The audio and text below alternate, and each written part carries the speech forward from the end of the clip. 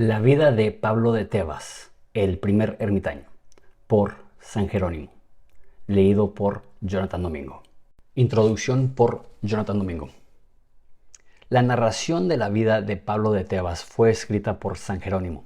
San Jerónimo había leído la vida de Antonio Abad por Anastasio y se inspiró para él mismo tener una vida de asceticismo. Pasó 3 años como monje en el desierto y daba por hecho que la mejor vida era la vida de un ascético, la vida de un padre del desierto. Sin embargo, Jerónimo era conocido por ser una persona ambiciosa y un tanto orgullosa. Y es posible que él escribió la biografía de Pablo de Tebas para competir con la biografía de Atanasio. Atanasio pasó años con Antonio de Abad y por ende su biografía tiene muchísimo más credibilidad. San Jerónimo escribe con un estilo casi estilo novela y no sabemos cuáles eran sus fuentes de información. Por ende, no debemos de ver esto como un relato histórico. Sin embargo, fue un libro también ampliamente leído y distribuido y nos demuestran el peso y la importancia que le daban esos cristianos a la vida monástica. Prólogo. Muchos se preguntan todavía cuál fue el monje que por primera vez habitó en el desierto. Algunos, empezando desde muy atrás, ven a Elías y a Juan el Bautista como los pioneros. Sin embargo, Elías fue más que monje y Juan comenzó a profetizar antes de nacer. Otros, que creen sostener la opinión común, afirman que en el origen de esta forma de vida está Antonio, lo cual, en parte, es verdad. Porque aunque no fue el primero, sin embargo, gracias a él todos se sintieron atraídos por este tipo de vida. Pero Ámatas y Macario, discípulos de Antonio, de los cuales el primero dio sepultura al cuerpo de su maestro, afirman todavía hoy que el príncipe de esa vida, aunque no les dio su nombre, fue un tal Pablo de Tebas, lo que nosotros también aprobamos. Algunos, llevados por su imaginación, le atribuyen esto o aquello, diciendo que vieron a un hombre en una cueva subterránea, con una cabellera larga hasta los pies, y otras cosas fantásticas que serían pérdida de tiempo detallar. Son mentiras tan groseras que no hay por qué detenerse a refutarlas. De este modo, como de Antonio nos quedó su memoria escrita con precisión, tanto en latín como en griego, mi propósito es escribir unas pocas cosas acerca de los comienzos y el final de Pablo, más por suplir una necesidad hasta ahora incumplida, que por iniciativa de mi ingenuo, por lo que se refiere a lo medular de su vida, a las insidias que sufrió de Satanás, que nadie tiene conocimiento de ello. La vida de Pablo. Los tiempos de la persecución.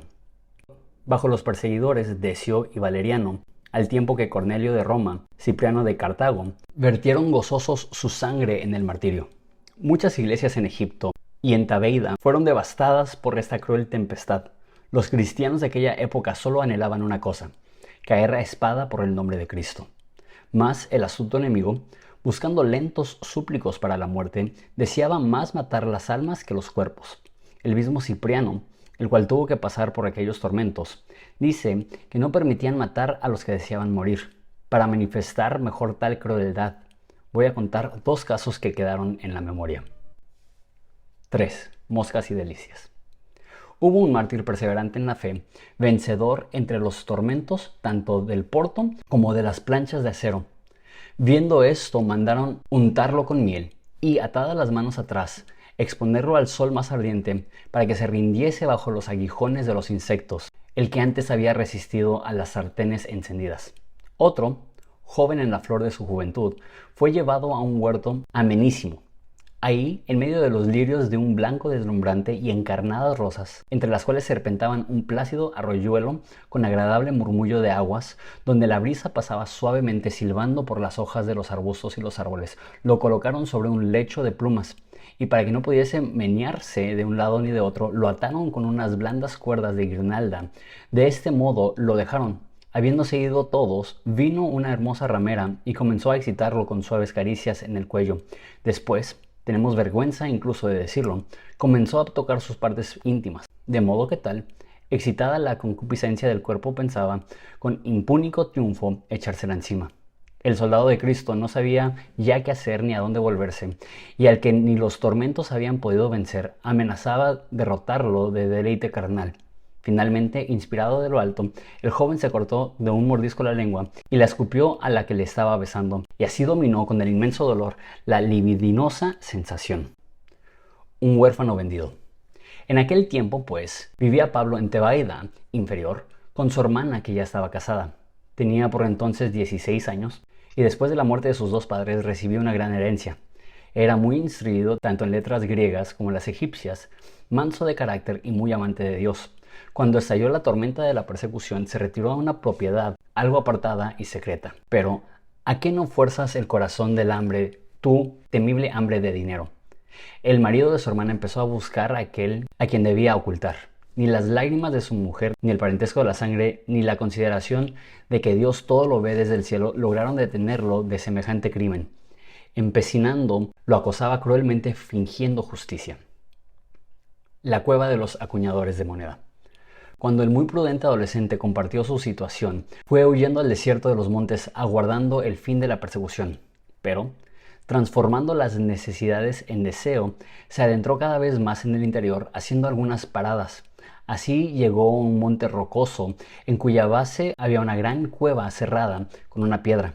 La corrió y, como los hombres tienen una natural curiosidad para conocer las cosas ocultas, la exploró con mucho interés y vio que adentro había un amplio vestíbulo, abierto hacia el cielo, aunque cubierto por una vieja palmera, con ramas entrecruzadas que se inclinaban señalando una fuente cristalina. Su torrente, apenas salido de la vertiente, después de un breve recorrido, era absorbido nuevamente por la tierra que lo producía. Además de esto, había unas cuantas habitaciones corroídas por la erosión de la montaña, en las cuales se hallaban yunques y martillos ya herrumbrados y gastados que habían servido para acuñar moneda. Aquel lugar fue usado, según las historias de los egipcios, como taller para hacer moneda falsa, en la época que Antonio se unió con Cleopatra. Dos proezas ascéticas. Pablo tomó cariño por ese lugar, como si le hubiese sido presentado por Dios mismo. Y ahí pasó toda su vida en oración y soledad. El vestido y el alimento se lo suministraba la palmera, y que no se crea que esto es imposible. Tomó por testigos a Jesús y a sus santos ángeles en esta parte del desierto que linda con Siria y los sarracenos. Vi y todavía veo a dos monjes, uno de los cuales, estando encerrado por un espacio de 30 años, vivía exclusivamente de pan de cebada, agua cenagosa, y el otro metido en una vieja cisterna que los sirios en su lengua llamaban guba, que sustenta cotidianamente con 5 dátiles. Estas cosas parecían increíbles a los que no creyeren que todas las cosas son posibles para los que creen. El hipocentauro guía. Pero volvamos a aquello que nos apartamos. El bienaventurado Pablo ya llevaba 113 años de vida celestial en la tierra, cuando Antonio, novegenario, como él decía con gusto, viviendo en otro desierto, concibió en su mente la idea de que era el único monje perfectamente solitario que habitaba en el yermo. Pero una noche, mientras estaba descansando, le fue revelado que más adentro en el desierto había otro, mucho más perfecto, al cual debería ir a visitar. Apenas amaneció, sustentando sus debilitados miembros con un báculo, el venerable anciano se puso en camino sin saber a dónde. Ya era mediodía y el sol abrasador lo ahogaba, pero no desistía de su itinerario diciendo: confío en Dios, que me prometió mostrar a aquel antiguo consiervo. Apenas había dicho esto y vio pasar un hombre mitad caballo, al cual los poetas llaman hipocentauros. Al ver esto, la saludable señal de la cruz sobre la frente, le preguntó: tú, ¿dónde es que habita el siervo de Dios? Pero este se puso a relinchar no sé qué cosas extrañas, balbuceando más que articulando, con la boca cubierta de erizados pelos, tratando de dar una respuesta cortés. Y, entendiendo su derecha, le mostró el camino buscando, y después emprendió la fuga por los vastos campos, tan ágil como un pájaro. Desapareció a la vista de sus ojos.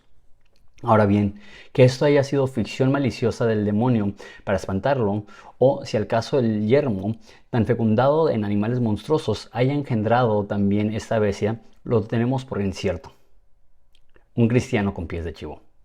Admirado pues Antonio de lo que había visto y revolviendo en su interior lo que había pasado, prosiguió en su camino. Al poco rato vio en un valle rocoso a un hombrecillo pequeño con la nariz chata y cuernos en la frente, y la última parte de su cuerpo terminaba en pies de cabra. Antonio, ante este espectáculo, como buen luchador, tomó el escudo de la fe y la coraza de justicia, Sin embargo, el animal le ofreció, como en prenda de paz, unos dátiles para el sustento de su camino. Viendo esto, Antonio detuvo su marcha y preguntándole quién era, recibió esta respuesta: yo soy un mortal, uno de los moradores del yermo que los paganos, engañados por sus muchos errores, honra con los nombres de Sátiro, Fauno y Pesadilla.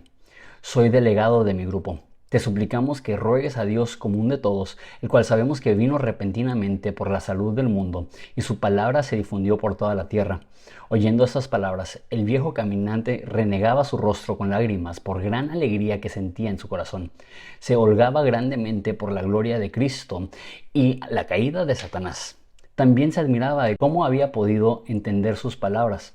Entonces, golpeando con su báculo la tierra, dijo: «Ay de ti, Alejandría, que adoras a los monstruos en vez de a Dios. Ay de ti, ciudad ramera, a la cual han concurrido todos los demonios del mundo. ¿Qué podrás decir ahora que las bestias alaban y confiesan a Cristo, mientras que tú, en lugar de Dios, honras a los monstruos?» Apenas había dicho estas palabras cuando aquel irrioso animal huyó como llevado por alas. Y para que este fenómeno no provoque una incredulidad escrupulosa, recuerdo que en el tiempo del emperador Constancio todo el mundo fue testigo de cómo trajeron a Alejandría un hombre vivo de este tipo, del cual todo el pueblo quedó admirado. Después de muerto, inyectaron sal al cuerpo para que no se corrompiese con el calor del verano, y así lo llevaron a Antioquía para mostrarlo al emperador. Vista trabajosa. Pero voy prosiguiendo con mi historia. Antonio, avanzado por la región que recurría, vio solamente algunas huellas de fieras y el inmenso desierto que se extendía hasta lo lejos. No sabía qué hacer ni a qué parte dirigirse. De este modo había pensado ya el segundo día. Solo le quedaba como único consuelo el confiar que Cristo no lo abandonaría. La segunda noche oscura la pasó toda en oración. Y en las penumbras del amanecer vio de cerca, entre las sombras, una loba que corría jadeante de sed hacia las estribaciones del monte. Y clavando en ella sus ojos, vio ahí cerca una cueva. Al irse la loba, Antonio se acercó y comenzó a mirar hacia adentro. Mas la oscuridad reinante no le permitió satisfacer su curiosidad. Pero, tal como le dice la Santa Escritura, la caridad perfecta echa fuera el temor. Por eso mostró solícito explorador en puntas de pie, conteniendo la respiración. Entró a la cueva. Avanzó paso a paso, deteniéndose a menudo, y oía con atención por si lograba escuchar algún ruido. Finalmente vio de lejos una luz en medio del horror de la noche ciega. Y, mientras avanzaba cada vez más animado, tropezó con una piedra e hizo ruido. Ese sonido, el bienaventurado Pablo cerró su puerta y le puso una traba. Entonces Antonio se arrojó al umbral, estuvo ahí hasta el mediodía y más, rogando, diciendo: «Bien sabes quién soy y de dónde vengo y a qué he venido. También yo sé que no merezco verte, mas, a pesar de eso, no me iré de aquí sin haberte visto. ¿Por qué, admitiendo las bestias, desechas al hombre? He buscado y he hallado, y ahora llamo a la puerta para que me abran. Si no lo consigo, moriré aquí, delante de esta puerta. Al menos tendrás que enterrar mi cuerpo».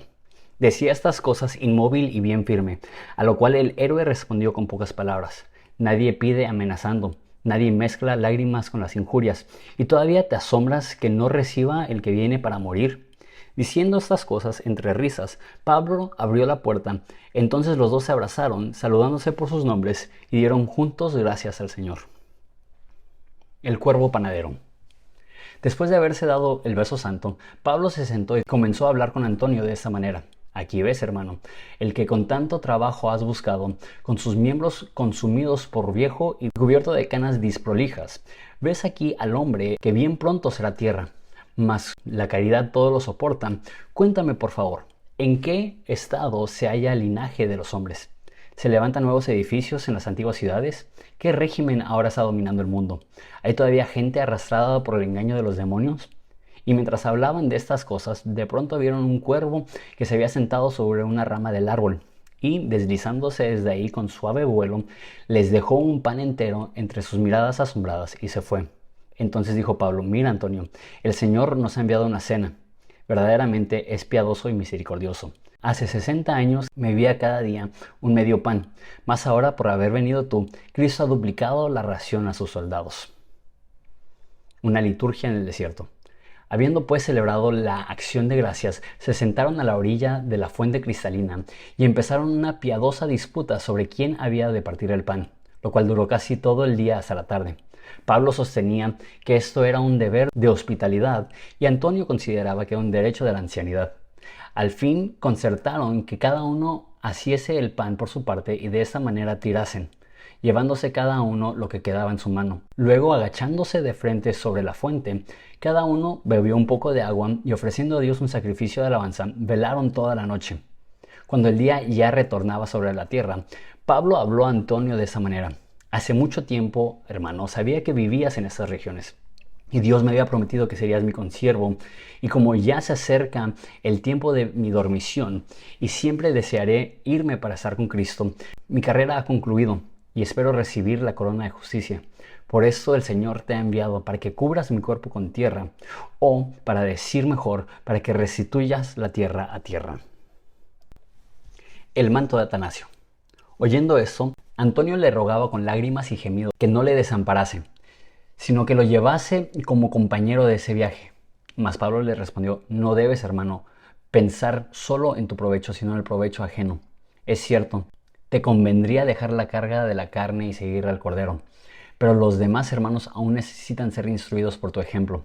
Por eso te ruego, si no te resulta muy molesto, que me traigas aquella capa que te dio el obispo Atanasio para envolver mi cuerpo. Eso le pidió el bienaventurado Pablo, no porque le importase mucho que su cuerpo se pudriese cubierto o desnudo, habiéndolo tenido vestido por tanto tiempo con solo hojas tejidas de palma, sino para que, apartándolo con este cargo, no tuviera la tristeza de verle morir. Admirado Antonio de oír de Atanasio y de su capa, miró a Pablo como si viera a Cristo en él, venerando a Dios en su corazón. No osó replicarle cosa alguna, sino que, derramando silenciosamente muchas lágrimas, le besó los ojos y las manos y volvió a su monasterio, el cual fue ocupado más tarde por los sarracenos. Sus pies ya no obedecían el ánimo, pero aunque el cuerpo estaba extenuado por los ayunos y quebrantado por los muchos años, su ánimo venció a su edad. La humildad de Antonio. Finalmente, fatigado y sin aliento, llegó a su morada. Dos de sus discípulos, que desde hace mucho solían servirle, le salieron al encuentro preguntándole: Padre, ¿dónde has estado ese tiempo? Y les contestó: Ay de mí, pecador, que injustamente tengo el nombre de monje. He visto a Elías, he visto a Juan en el desierto, y de veras he visto a Pablo en el paraíso. Y encerrando con esas palabras su boca, golpeando su pecho con la mano, sacó de su celdilla la sobredicha capa. En balde le rogaban sus discípulos que les declarase más exactamente lo que había dicho, y solo les contestó: hay un tiempo para hablar y hay un tiempo para callar. Pablo sube al cielo. Dicho esto, salió fuera sin comer ni un solo bocado y volvió por el camino que lo había traído. Tenía sed de su amigo Pablo, anhelaba verlo y contemplarlo con sus ojos, y su mente estaba arrobada de él. Temía lo que en realidad sucedió, de que en su ausencia entregase su alma a Cristo, a quien se le debía. Cuando ya amaneció otro día, todavía le faltaban 3 horas, y vio subir a Pablo entre la multitud de los ángeles y entre los coros de los profetas y apóstoles, resplandeciendo con una blancura de nieve, y cayendo luego sobre su rostro, echaba arena sobre su cabeza y decía llorando amargamente: ¿Por qué, Pablo, me abandonas? ¿Por qué te vas sin despedirte? Tarde te conocí y te vas tan pronto. La muerte lo encontró de rodillas. El bienaventurado Antonio contó más tarde que el resto del camino lo había andado tan ligero, que parecía volar como un pájaro y no sin razón. Al entrar en la cueva, vio al santo hincado de rodillas, la frente alzada y las manos extendidas al cielo exánime. Como un primer momento le pareció que aún vivía y rezaba. Se puso también a orar. Más después, al no percibir ningún suspiro, como solía cuando rezaba, le besó con lágrimas y entendió que, aún muerto del cuerpo del santo, con el gesto y su postura, oraba a Dios, para quien todas las cosas viven. 2 leones celtureros. Antonio envolvió el cuerpo y lo sacó fuera de la cueva y cantó himnos y salmos, según la costumbre cristiana, pero luego se entristeció al ver que no tenía azadón para cavar la tierra. Muchos pensamientos le pasaban por la mente y dando 1000 vueltas decía para sus adentros: si vuelvo al monasterio hay 4 días de camino, y si me quedo aquí tampoco aprovecho nada. Muera entonces, oh Cristo, junto a tu luchador, como es justo, dando mi último suspiro. Estaba pensando en estas cosas cuando de pronto aparecieron 2 leones que surgieron a toda carrera desde lo más oculto del desierto, con sus melenas al viento. El primer instante quedó horrorizado, pero al segundo, al ver que no Mas enseguida, levantándose su corazón a Dios, perdió todo el miedo, como si viera palomas. Los leones vinieron derecho a donde yacía el cuerpo del bienaventurado anciano, y ahí se frenaron. Acariciándolo con sus colas, se echaron a sus pies, rugiendo con intensos gemidos, de tal suerte que comprendía que lloraban de la manera que podían. Y luego, ahí cerca, comenzaron a cavar la tierra con sus garras, y sacando arena en cantidad, abrieron un hoyo capaz de alojar a un hombre. Al terminar, como pidiendo su galardón por el trabajo, moviendo las orejas con la cabeza gacha, se fueron hacia Antonio y le lamían sus manos y los pies, por lo cual él entendió que le pedían su bendición. Sin demora, alabando a Jesucristo, por ver que aún los animales mudos le reconocían por Dios, dijo esas palabras: Señor, sin cuyo consentimiento no cae ni una hoja del árbol ni un pichón a tierra, da a esos animales lo que veas que les conviene. Y haciéndoles una señal con la mano, les mandó que se fuesen. Habiéndose ido los leones, cargó sobre sus hombros seniles el peso del cuerpo del santo, y poniéndolo en la tumba, echó tierra encima, y levantó un montículo como se acostumbraba. Al otro día, el piadoso heredero, para no perder nada de los bienes del que había muerto sin testamento, tomó para sí la túnica había tejido con uso de hojas de palma a manera de un cesto, y con esa prenda retornó a su monasterio. Y contó a sus discípulos por orden todo lo que había pasado, y las fiestas solemnes de la Pascua y Pentecostés siempre vestía la túnica de Pablo. Epílogo. Riqueza y pobreza. Ahora, al fin de mi pequeña narración, quisiera preguntar a aquellos que no conocen ni siquiera todo el patrimonio que poseen, que revisten sus casas con mármoles preciosos y como con un hilo juntan los valores de sus estancias. ¿Qué cosa faltó jamás a este anciano desnudo? Ustedes beben en vasos hechos de piedras preciosas, y él satisfizo su naturaleza con el hueco de sus manos. Ustedes entretejen oro con sus túnicas, y él no tenía ni ropa vilísima de cualquiera de sus esclavos. Mas ahora, por el contrario, está abierto el paraíso para el pobrecillo, mientras que ustedes, cargados de oro, los tragará el infierno. Él, aunque desnudo, conservó limpia la vestidura de Cristo. Ustedes, vestidos de ropa de seda, la perdieron. Pablo yace cubierto solo con vilísimo polvo para la resurrección. A ustedes los oprimen las fastuosas lápidas, y juntamente con sus riquezas arderán. Les suplico, tengan piedad de ustedes mismos, al menos por consideración de las riquezas que tanto aman. ¿Por qué visten a sus difuntos con brocado dorado? ¿Por qué no cesa la ambición aún entre las lágrimas del duelo? ¿Por ventura no han de pudrirse los cuerpos de los ricos sino envueltos en seda? Oración. Te ruego pues, hermano, quien quiera que leyeres esto, acuérdate de Jerónimo pecador, el cual, si Dios le diera opción, con mucha más voluntad elegiría la túnica de Pablo con sus méritos que la púrpura de reyes con su castigo.